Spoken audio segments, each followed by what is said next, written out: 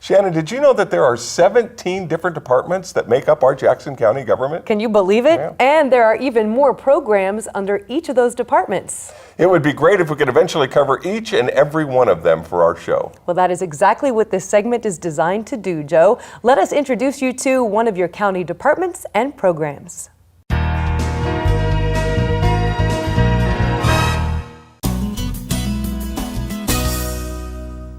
Hello everyone, I'm Bill Mance with Jackson County Close-Up.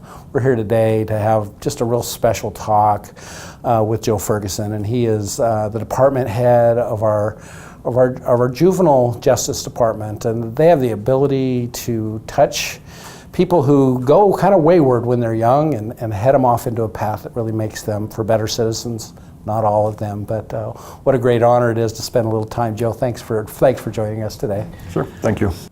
I know you've been doing this a while, so give me a little bit of just kind of history on your time in the Juvenile Justice Department or with Jackson County. Okay, so I actually have started my career in 1990, and I was a probation officer over in Curry County, over in Gold Beach, and so that's kind of where I started, getting my feet wet in Juvenile Services, and did that for about a year, and then I transitioned back over here to the Rogue Valley and worked for 4 years at Lithia Boys Home, which is a residential program in Ashland, or was. It's no longer there, but did that for 4 years before coming to the county in 1995 as a probation officer as well. And so for the last 22 years, I've been with Jackson County. I've transitioned from probation officer to a probation supervisor to a probation manager, and then oversaw our detention facility.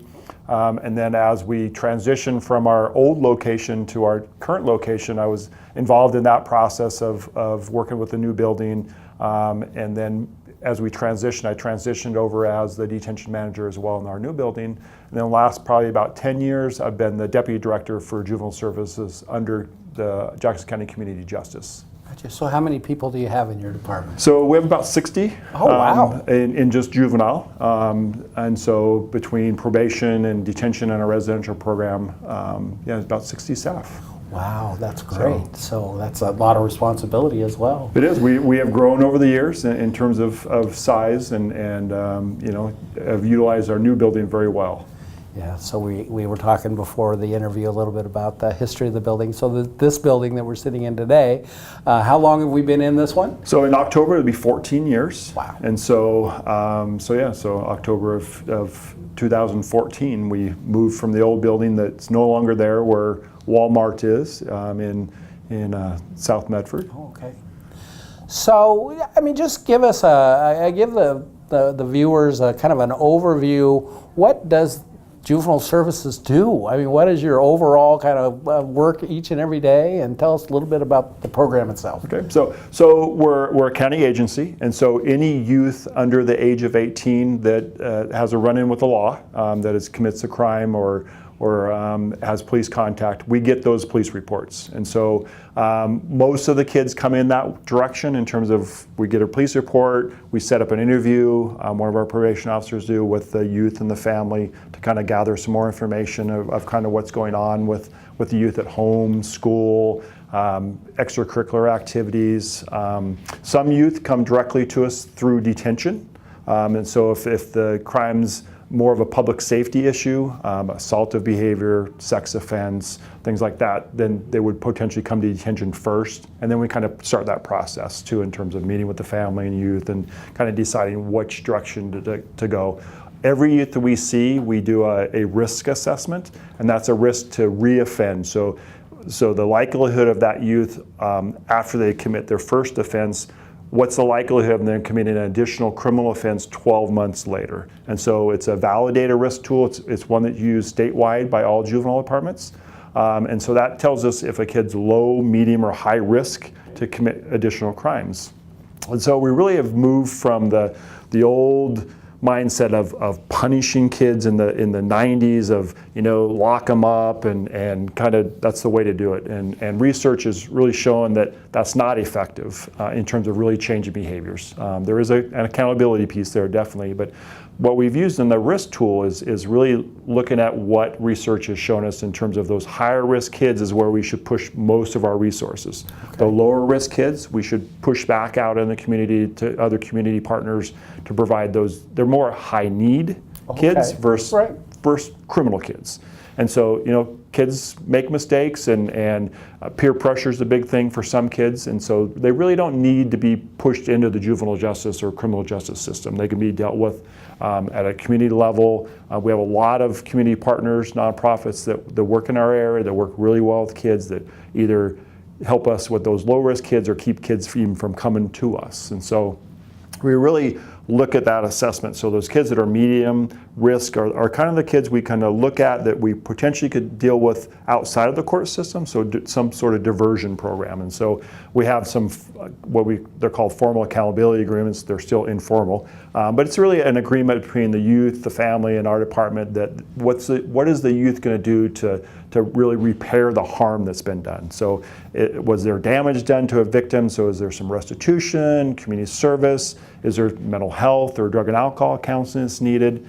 So we really kind of look at that. Assessment breaks down different domains, so in things of what's going on in the family, school, drug and alcohol use, their leisure activities, their peer groups. And so we really look at all those things in terms of kind of developing a plan along with the youth and family of what's going to be the most beneficial to get that change and stop from committing additional crimes. And so you're really taking each case and each literally kid, and really devising a program specific to them, it sounds like. Yeah, we really try to individualize it as much as we can, and really that risk assessment does that really well. There are some things that we'll do some group processes with kids. So we have an anger management program that kids that are getting assaults and things that they do go through that as a kind of a group. But we really look at working with kids individually too that may not be on diversion but may be moved on to probation that need a little bit more supervision in the community. And so our probation officers do one-on-one work with them in terms of that skill development piece. We've really stressed that piece and kind of what research has shown in terms of what that model looks like in terms of when they do that face-to-face contact with them. And again, depending on what the risk level, we've also built in kind of what our contact levels are based on that. So the low-risk kids, the ones that we do keep more internal with us instead of out to a community partner would be those kids that may have done some damage and have restitution. And so really that's our contact with them. As long as they're paying some restitution, that's all they really need to do. The medium risk kids we see at least twice a month as kind of a contact standard and check in with them at school and home and parents. Those higher risk kids that we place on probation have weekly contact with our probation officers.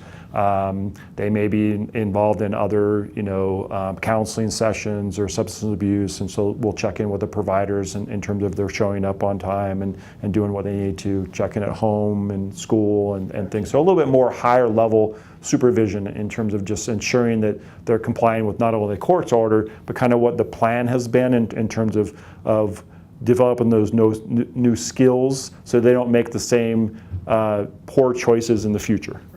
So thank you so much, Joe, for spending the time with us today. I can't tell you enough that I think as I go through this show, one of my favorite things is when I hear things like barriers to bridges, and really looking at a kid about the things that are keeping them from being successful and reaching their potential, and then giving them this bridge that gets them to the opportunity. And then of course the fact that you shared that you always see hope in a kid, so that makes you great at what you do and makes your team really see that. So thank you for doing that. Thank you for spending time with us today. Right. And keep up the great work. All right, thank you. Appreciate it. We hope that you learned just a little more about your juvenile justice department here today, and a little more about the person who runs the ship, if you will, Joe Ferguson. So on behalf of Jackson County Close Up, thank you so much for spending some time with us.